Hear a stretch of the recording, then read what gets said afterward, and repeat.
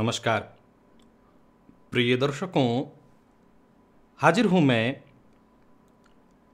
मार्गी देवगुरु बृहस्पति के गोचर प्रभाव को लेकर।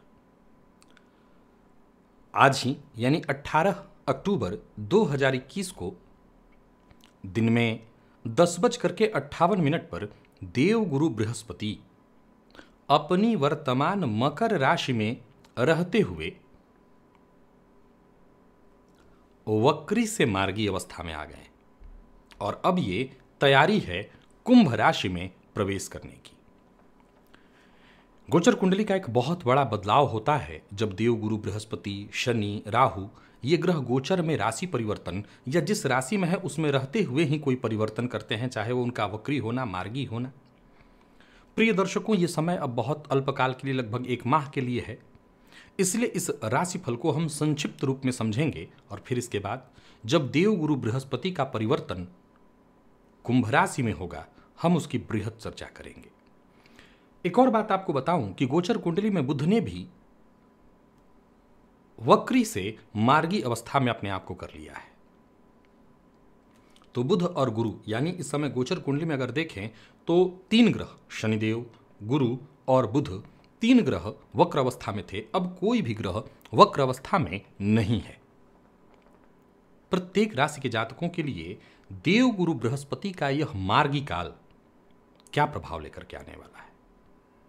सबसे पहले तो बता दूं, इसे आप अपनी चंद्र राशि के आधार पर देखिए और फिर एक और बात बता दूं कि यह बेहद संक्षिप्त राशिफल होने वाला है। एक और बात, प्रिय दर्शकों, ये बात तो सत्य है, आप जानते हैं कि देवगुरु बृहस्पति के बारे में मैं सदैव कहा करता हूं कि शुक्र और देवगुरु अगर जन्म कुंडली में नीच राशि में भी हैं तो बाकी के पाप ग्रह के समान बुरा प्रभाव देने वाले नहीं होंगे।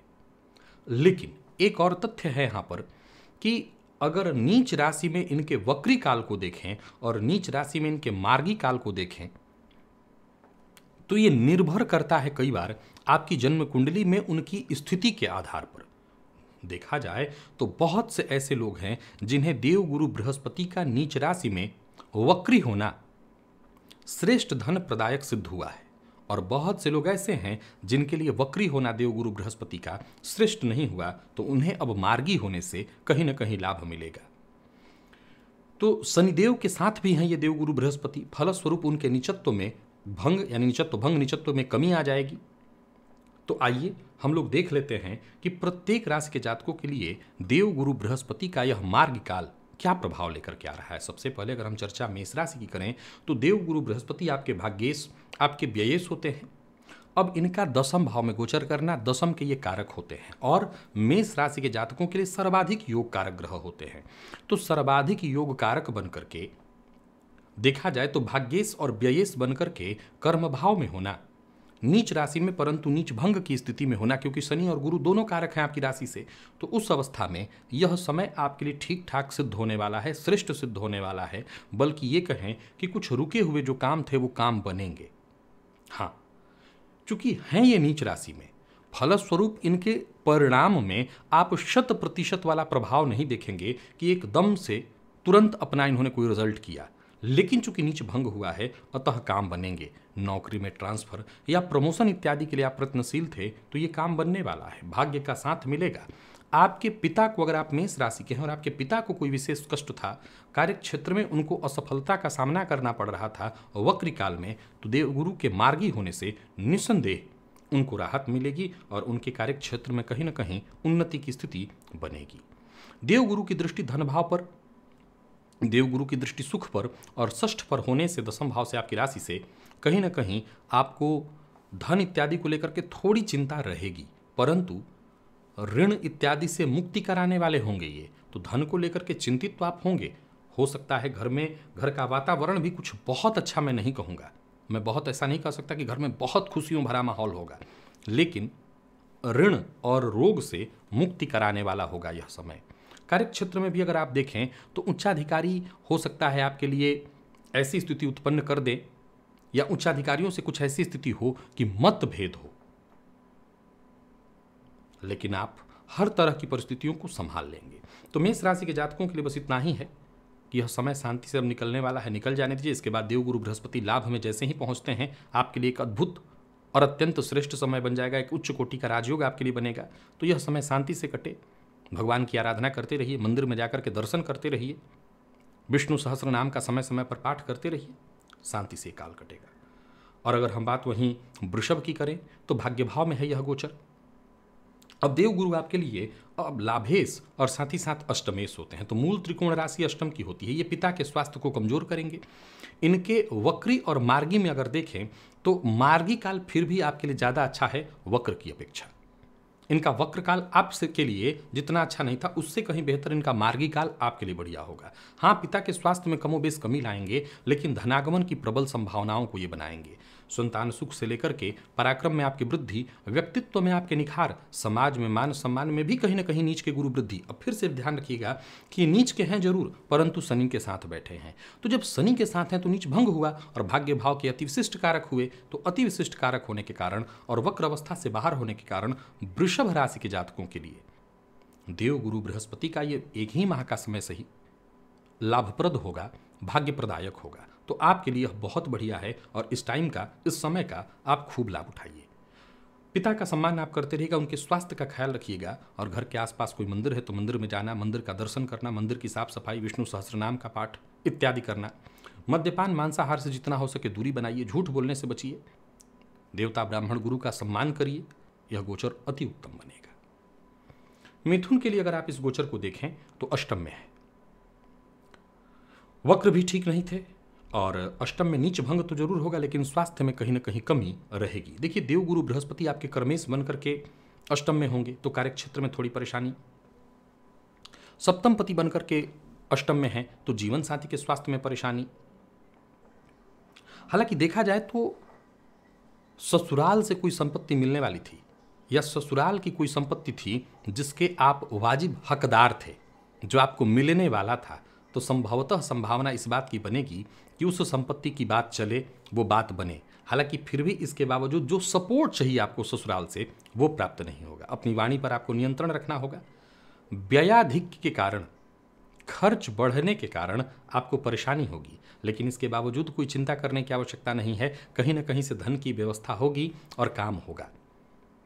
घर का वातावरण थोड़ा सा चिंताजन्य होगा। घर में कलह का वातावरण हो सकता है। माँ की सेहत खराब, पत्नी की सेहत खराब, या माता और पत्नी के बीच मतभेद, जिसके बीच आप फंसे, या जीवन साथी के साथ आपके संबंध में तनाव उत्पन्न हो। जाहिर सी बात है, गोचर स्त्री और पुरुष दोनों के लिए होता है। तो जीवन साथी में यहाँ पर केवल एक सामान्य बात हो गई कि माता और पत्नी, तो ये तो स्त्री के लिए हो गया, पुरुष के लिए हो गया। स्त्री के लिए भी देखें तो ऐसा हो सकता है कि आपके पति के साथ, जीवन साथी के साथ मतभेद की संभावना या उनके स्वास्थ्य को लेकर के चिंता, ससुराल पक्ष से थोड़ी टेंशन परेशानी संभव है।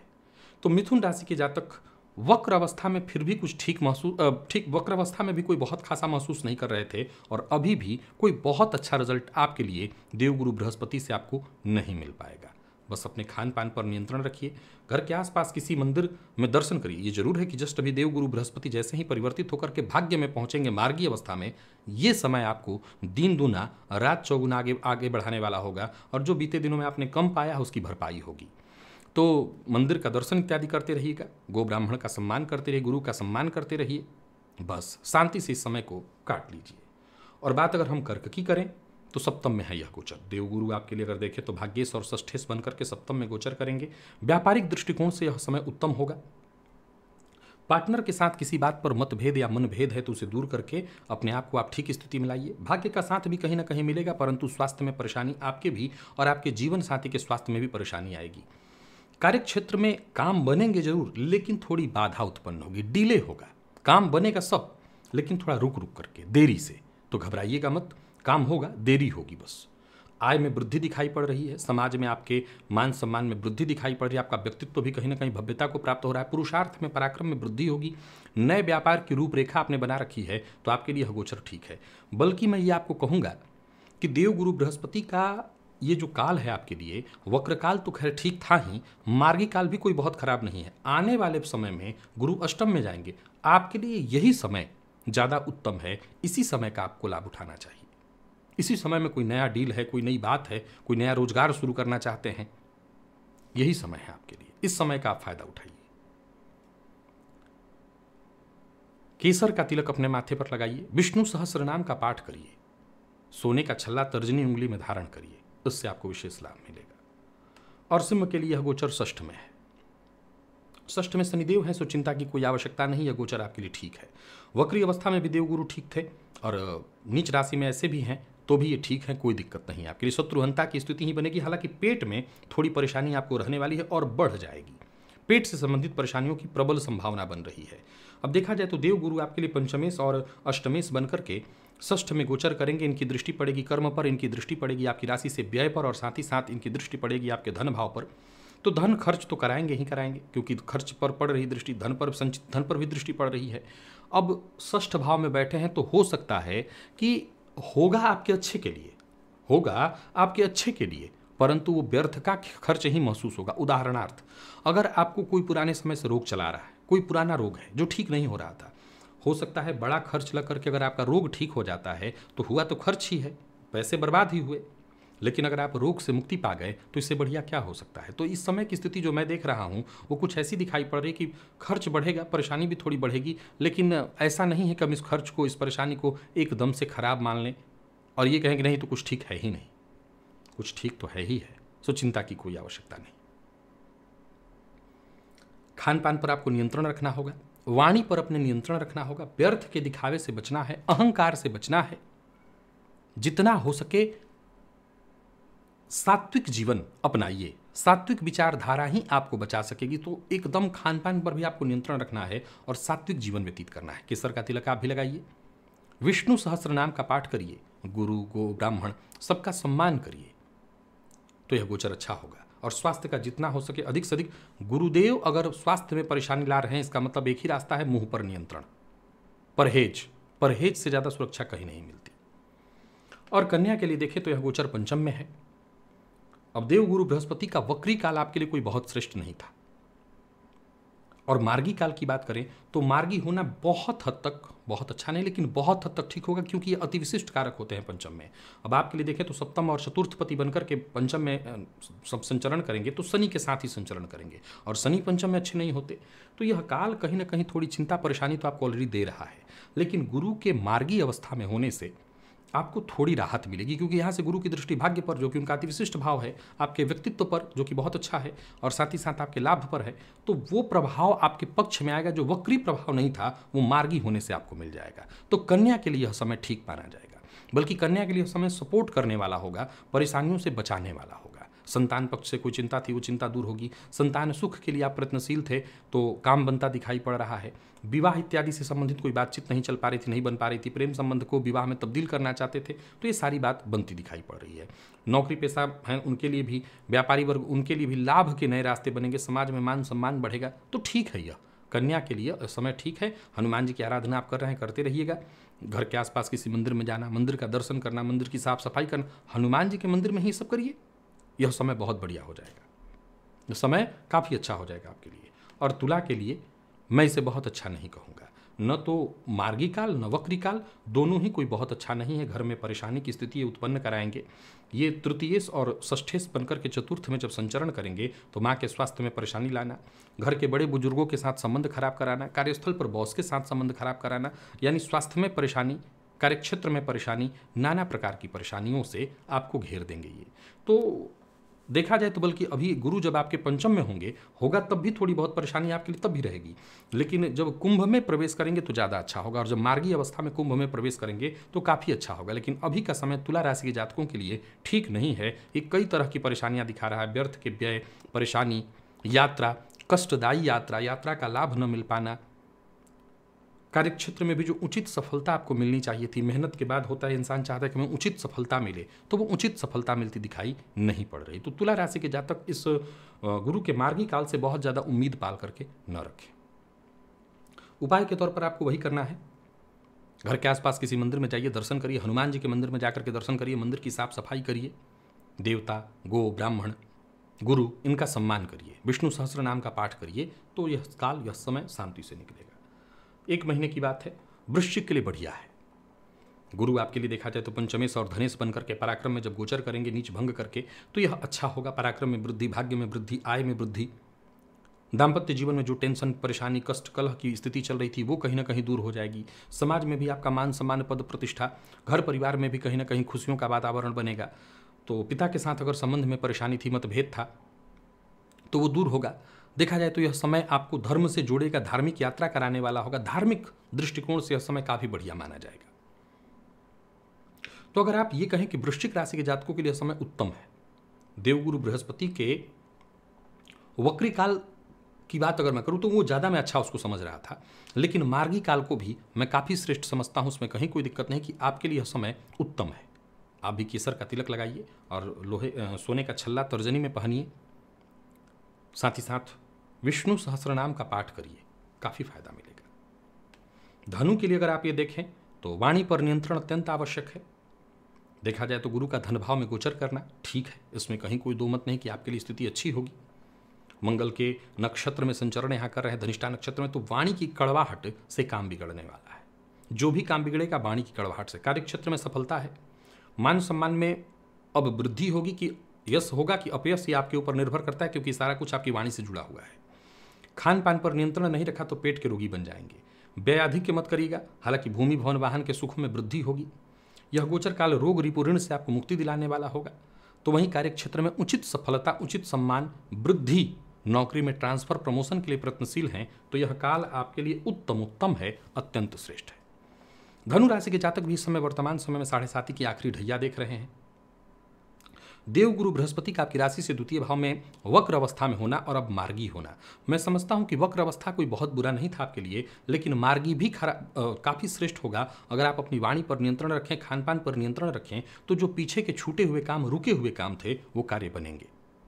तो केवल अपने स्वास्थ्य का ख्याल रखना है, वाणी पर नियंत्रण रखना है और इस काल का लाभ उठाना है। केसर का तिलक लगाइए और घर के आसपास कोई मंदिर है हनुमान जी का, तो मंदिर में जाकर के दर्शन करिए, मंदिर की साफ सफाई करिए, गो ब्राह्मण गुरु इनका सम्मान करिए। तो यह काल, यह समय आपके लिए उत्तम सिद्ध होगा। मकर की अगर हम चर्चा करें तो आपकी राशि पर ही यह स्थिति चल रही है, वक्री और अब मार्गी।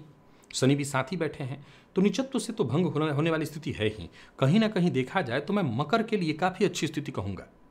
वक्री स्थिति बहुत अच्छा आपके लिए नहीं था, लेकिन ये मार्गी होकर के नीच राशि में भी है तो ठीक है, क्योंकि गुरु लग्न में यानी आपकी राशि पर, चंद्र कुंडली में कारक हैं। यहाँ से उनकी दृष्टि सप्तम पर, पंचम पर और नवम पर है, तो वो कहीं ना कहीं ये सब कुछ आपके जीवन का बेहद महत्वपूर्ण भाव, ये जो त्रिकोण है ये सबसे ज़्यादा महत्वपूर्ण है। तो इन तीनों त्रिकोणों में कहीं ना कहीं ये कारक है, चाहे वो पंचम हो, नवम हो, आपके लग्न में हो, हर जगह ये कारक ही हैं। तो अत्यंत श्रेष्ठ समय आपके लिए होगा, बल्कि ये 1 माह के समय में काफ़ी अच्छी स्थिति आप देखेंगे। चाहे वो विवाह से संबंधित चर्चा हो, शिक्षा से संबंधित हो, प्रेम विवाह से संबंधित हो, भाग्य से संबंधित हो, पिता के सुख में कमी से हो, सब कुछ ठीक हो करके सब कुछ आपके पक्ष में आ जाएगा। समाज में कहीं मान सम्मान में अगर कमी थी, व्यक्तित्व में आपके को जो गिरावट हुई थी, छवि आपको की जो धूमिल हो रही थी, कहीं ना कहीं लोगों को जबान दे करके कि समय पर आप अपना काम पूरा नहीं कर पा रहे थे, वो सब अब करेंगे। तो यह समय मकर के लिए काफ़ी उत्तम होगा। हनुमान जी की आप आराधना कर ही रहे हैं, देव गुरु को ठीक करना है, मंदिर जाइए, मंदिर का दर्शन करिए, मंदिर की साफ सफाई करिए, उसी से सब कुछ उत्तम हो जाता है। तो बस इतना ही कर लीजिए, बाकी किसी चीज़ की चिंता नहीं, हनुमान जी की आराधना करते रहिएगा। और कुंभ के लिए अगर इस गोचर को देखें तो व्यय में है, अब जस्ट आपकी राशि पर आने वाले हैं, तो आपकी राशि पर आएंगे तो अत्यंत श्रेष्ठ होगा, लेकिन तब तक ये धन व्यय कारक बनेंगे। हालांकि धनागमन की संभावना भी प्रबल बनेगी, परंतु धन का खूब व्यय होगा, धन संचित नहीं होगा। कुटुंब के मध्य कलह का वातावरण, परेशानी।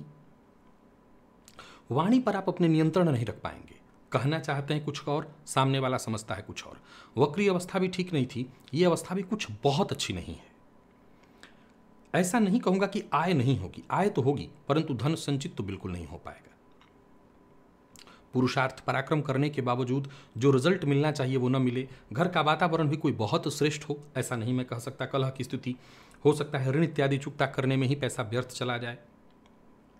यात्रा आपके लिए कष्टदायी होगी, इस यात्रा तो या तो करिए मत, या करिए तो बहुत सावधान होकर के करिए। स्वास्थ्य का बहुत ख्याल रखिए, व्यर्थ के व्यय से बचिए, दिखावे से बचिए और खान पान पर नियंत्रण रखिए। वो लोग जो केवल आपको चूसने के चक्कर में रहते हैं, कब मौका मिले तो आपसे ले लें, ऐसे लोगों को जरा पहचानिए और इनसे दूरी बनाइए। मित्र के भेष में मित्र की, कहते हैं ना कि मित्र के भेष में जो आपके शत्रु हैं उनको पहचान लीजिए तो समय शांति से और अच्छे से निकल जाएगा। हनुमान जी की आराधना करते रहिए।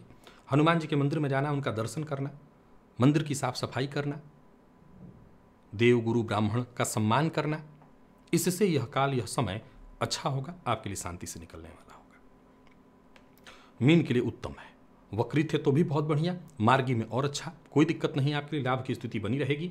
देखा जाए तो गुरु आपके लिए राशिपति और कर्मपति बनकर के आपकी राशि से लाभ में होंगे शनिदेव के साथ। यह समय ठीक होगा। कार्यों में थोड़ा विलंब से घबराइएगा मत, 1 माह की बात, लेकिन ये काम आपके लिए बढ़िया है। बल्कि आने वाले दिनों में गुरु जब 12वें जाएंगे तो वो आपके लिए परेशानी वाला होगा। यह काल आपके लिए ठीक है, आप इस समय का फायदा उठाइए।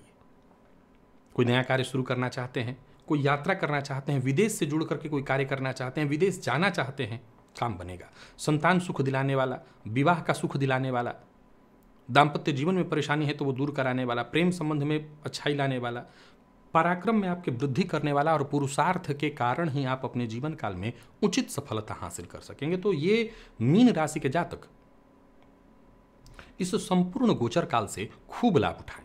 आपके लिए यह समय केवल और केवल उत्तम स्थिति लेकर के आ रहा है। कहीं कोई चिंता, कष्ट, परेशानी की स्थिति नहीं है। गुरु का यह जो समय शुरू हुआ है मार्गी काल, बहुत बढ़िया। वक्री काल भी ठीक था, मार्गी काल और श्रेष्ठ हो जाएगा। खान पान पर नियंत्रण, केसर का तिलक माथे पर और विष्णु सहस्त्र नाम का पाठ या श्रवण, बस इतना ही कर लीजिए, आपका काम बन जाएगा। आपको चिंता करने की कोई आवश्यकता नहीं। तो प्रिय दर्शकों, संक्षिप्त रूप में हमने देवगुरु बृहस्पति के गोचर को प्रत्येक राशि के जातकों के लिए जान लिया।